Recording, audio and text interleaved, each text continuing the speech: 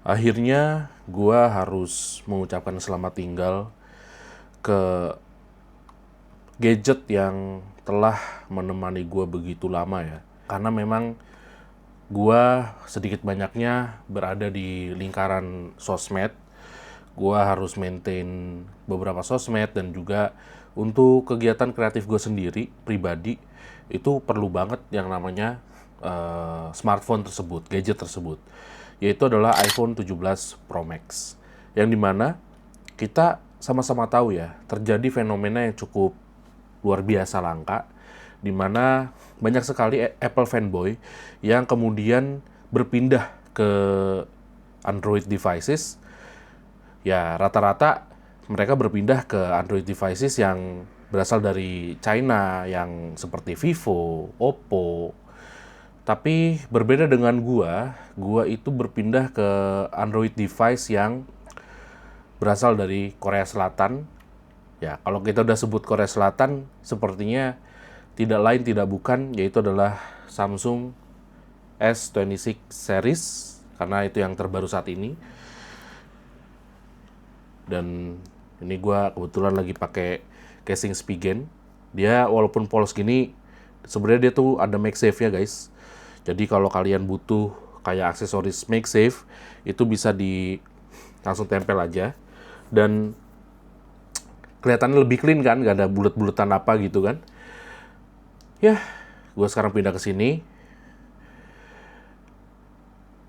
Yang dimana gue bener-bener menjilat ludah gue sendiri guys, karena gue tuh pernah ngomong di channel YouTube ini juga, gue pernah ngomong ke kalian semua bahwa gue nggak mau beli S26 Ultra karena ya begitulah, kita sama-sama tahu ya bahwa ya memang untuk harganya, untuk pamornya, untuk namanya, dirasa S26 Ultra tuh kurang cocok untuk dinamakan ultra smartphone gitu. Karena ya spesifikasinya salah kadarnya, kameranya biasa banget. Tapi let me explain to you guys kenapa gue menjilat ludah sendiri dan gue cukup nyaman surprisingly dengan S26 Ultra. Setelah gue explore menggunakan bahkan seri paling entry levelnya dari S26 Ultra, yaitu adalah varian 256 12 GB RAM, gua sangat mencintai smartphone ini. Gua kan pakai iPad nih, teman-teman. Ya kalau gua tuh antara kalau nggak pakai iPad ya pakai MacBook. Yang dimana itu Apple device, ya kan? Apple devices. Eh, Ketika gua mau AirDrop, memang terasa harus pakai iPhone gitu ya. Tapi ternyata gilanya di Samsung S26 Ultra ini sama sih seperti di Oppo Find X9 gue ini juga ya. Ini kebetulan gue beli karena terpaksa guys, asli. Gue beli karena terpaksa. Tapi anyway, sangat seamless dan effortless untuk airdropnya gitu. Dari Samsung ke Apple maupun dari Apple ke Samsung. Kayak gue misalnya mau share dokumen apa, mau share kata-kata apa, mau share kata-kata maksudnya tulisan ya, mau share rekaman apa, mau share video apa, foto apa, itu bener-bener enak banget. Enggak seperti lu misalnya pakai Xiaomi nih. Kalau Xiaomi kan ke Apple itu harus interconnectivity, walaupun ada plusnya juga di Xiaomi interconnectivity itu. Jadi lu bisa lihat layar HP lu di Apple device lu. Kayak MacBook, iPad itu bisa gitu. Jadi seamless, effortless, enak. Itu kan dulu merupakan eksklusivitas untuk pengguna Apple produk aja. Jadi maksudnya antara iPad sama iPhone, iPhone sama MacBook, iPad sama MacBook kayak gitu. Tapi sekarang ini udah bisa dijebol sama si Android. Buktinya di Samsung dan juga Oppo itu udah bisa tanpa harus aplikasi pihak kedua atau pihak ketiga.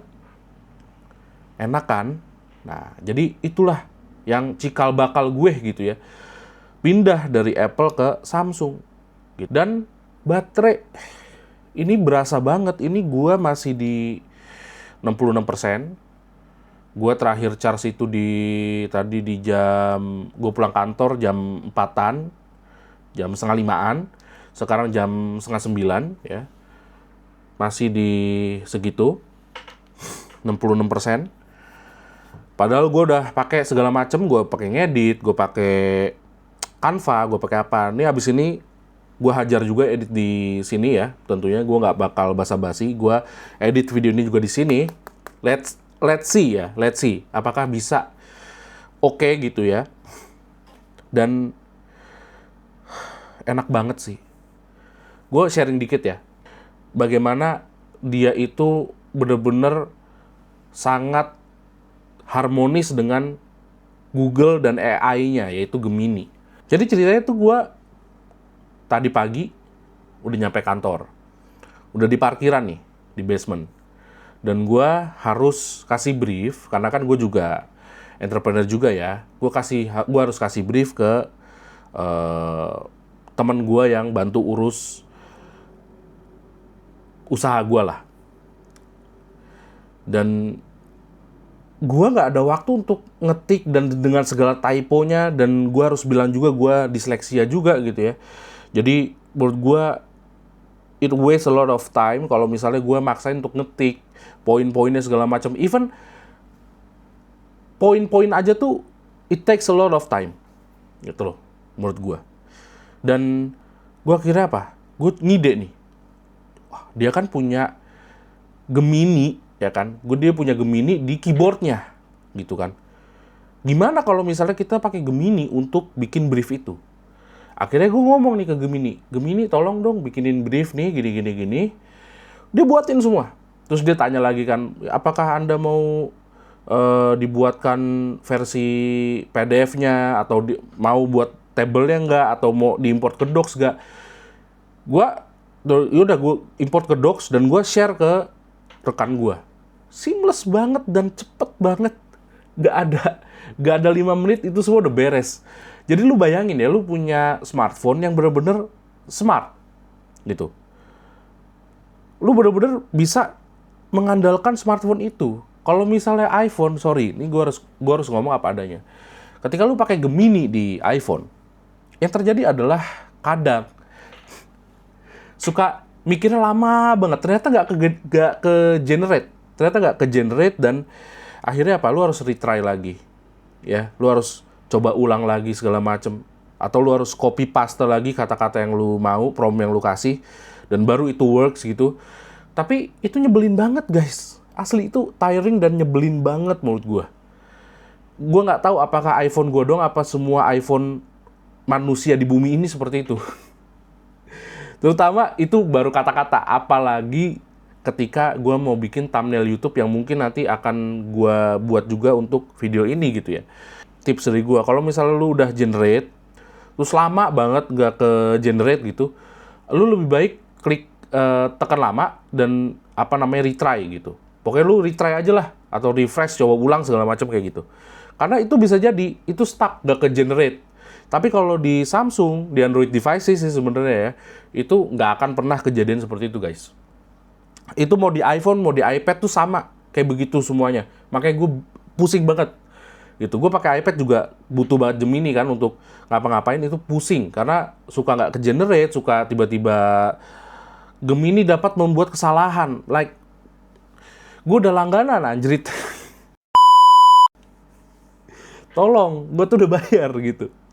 Jadi lu bayar Google gitu buat apapun yang services yang dia punya di Apple, any kind of Apple product, itu nggak akan bisa se-seamless, se-effortless di Android devices. Percaya sama gue, Android atau Microsoft ya, gitu. Dan yang gue seneng nih gini ya, ini bonus lagi nih. Kan gue udah pakai Samsung lagi, dan gue tuh selalu wearable itu selalu gue samain dengan apa device yang gue pakai, dan gue sekarang akhirnya pakai si Samsung Galaxy Watch 8. Kenapa gue pilih Samsung Galaxy Watch 8? Karena dia desainnya lebih futuristik ya ketimbang yang ultranya atau si yang klasiknya gitu. Karena kalau yang ultra atau klasik itu kayak cenderung lebih bapak-bapak dan lebih ala-ala bulky gitu, ala-ala G-Shock ya bisa dibilang. Dan gue tuh kurang seneng sama modelnya. Gue seneng yang simple, futuristik begini, enak banget, dipakai juga enak banget. Di tangan gue juga pas-pas aja, gak ada masalah. Apa sih enaknya dari si Galaxy Watch 8 ini, 8 basic ini ya, gak ada embel-embel lainnya. Pertama, gue kan punya mobil tuh BYD ya, gue pakai mobil BYD. Gue tuh bisa kayak gini guys, gue tinggal ke aplikasi. Jadi gue udah sediain shortcut di ininya, di home screen-nya. Home screen apa tuh? Watch face ya. Terus ini kan ada logonya nih BYD. Itu gue tinggal pencet BYD. Tas. Itu bisa unlock, lock, atau open trunk, segala macam itu bisa. Nah, yang kedua, butuh asisten nih, Gemini nih. Katakanlah seperti tadi nih, ya kan, gue pengen buat apa gitu kan. Gue tinggal klik yang tengah ini Gemini nih, gitu ya. Nah, ini misalnya minta tolong bangunkan saya di jam 6 pagi, gitu ya. Ini seharusnya nanti di jam 6 pagi, besok, itu akan bergetar di smartwatch gue. Oke, nggak sampai situ doang. Gue akan hadirkan Google Map ke jam gue. Oke. Give me the direction to Plaza Senayan.